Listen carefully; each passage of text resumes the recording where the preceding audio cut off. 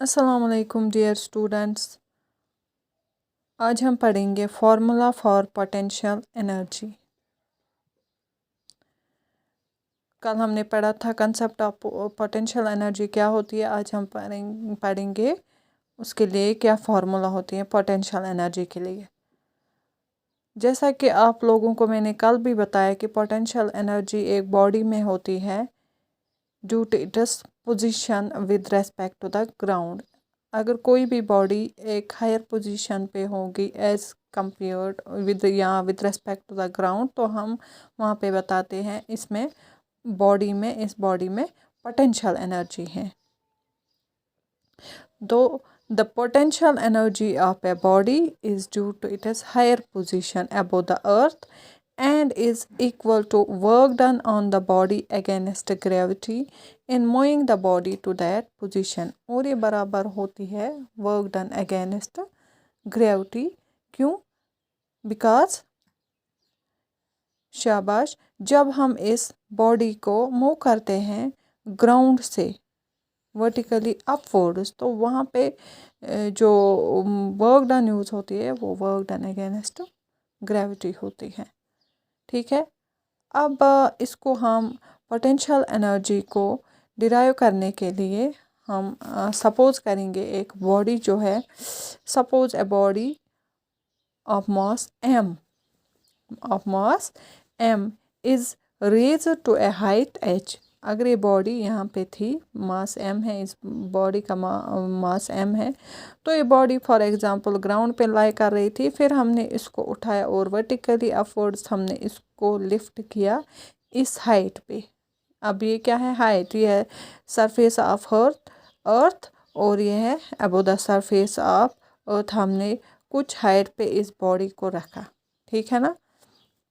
Now अब जो force act करता है इस पे, the force acting on body is the gravitational pull of the earth. अब जो इस बॉडी पे फोर्स एक्ट करेगा और वो कौन सा फोर्स होगा? वो होगा ग्रेविटेशनल पुल ऑफ अर्थ, और वो होता है बराबर इक्वल टू m इंटू जी। क्योंकि हमने ये पिछले टॉपिक में डिस्कस किया था कि जब भी हम वर्टिकली अपवर्ड्स लिफ्ट करेंगे किसी भी चीज़ को, तो वहाँ पे जो फोर्स लगता है that is equal to mass of the body into acceleration due to gravity, that is equal to mg।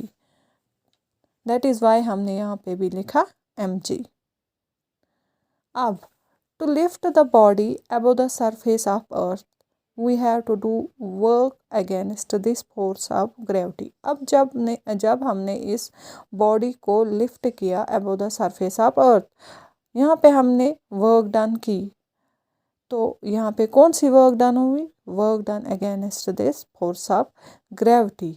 तो वर्क डन किसके बराबर है? वर्क डन होता है बराबर फोर्स इंटू डिस्टेंस, और वर्क डन होगी बराबर फोर्स। हमने ऑलरेडी कहा कि इस पे जो फोर्स एक्ट होगा वो होगा बराबर m इंटू जी। तो work will be equal to m into g. और डिस्टेंस जो यहाँ पे है इस बॉडी ने कवर की है, वो इसने कौन सी डिस्टेंस कवर की है? वर्टिकल डिस्टेंस इसने कवर की है। तो वर्टिकल डिस्टेंस को हमने यहाँ पे रखा है h, तो हम यहाँ पे सब्स्टिट्यूट करेंगे h।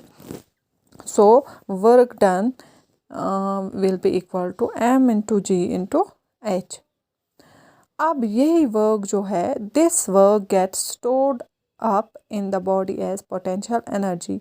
यही वर्क स्टोर होती है इस बॉडी में, किस सूरत में, किस फॉर्म में? In the form of potential energy. तो हम क्या लिख सकते हैं? दस हम वर्क डन के बदले क्या लिखेंगे फिर? Potential energy. Potential energy is equal to m into g into h।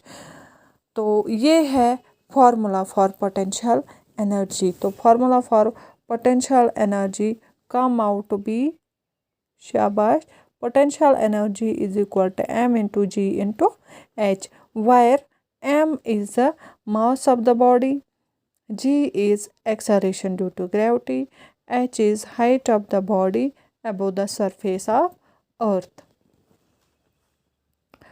और एक चीज़ आप याद रखेंगे, ये जो पोटेंशियल एनर्जी है, पोटेंशियल एनर्जी को हम यूजुअली डिनोट करते हैं लेटर PE से। जैसे हम काइनेटिक एनर्जी को डिनोट करते थे KE से, ऐसे ही हम पोटेंशियल एनर्जी को डिनोट कर सकते हैं PE से और EP। और यहाँ पे आप देखिए potential energy is usually denoted by the letters PE, ठीक है। या आप सिंपली लिख सकते हैं EP, where P is the potential and E is the energy।